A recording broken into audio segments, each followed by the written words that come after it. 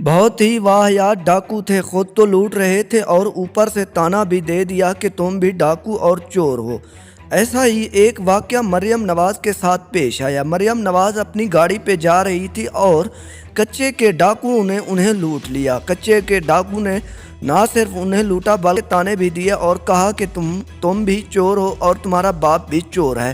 انہوں نے کہا کہ تم نے پاکستان کو خوب لوٹا اور اب ہماری باری ہے تمہیں لوٹنے کی۔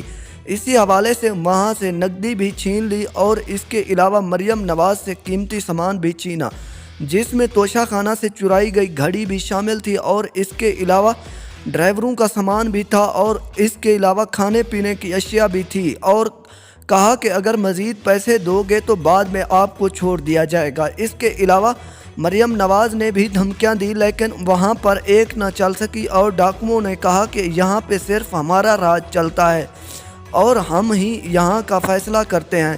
اس پر مریم نواز کو کافی زیادہ مایوسی ہوئی کیونکہ وہاں پر مریم نواز بے بس تھی۔ اس طرح سے مریم نواز کو کافی زیادہ جرمانہ اور اس کے علاوہ کافی زیادہ رقم دینی پڑی اور جان بچانی پڑی۔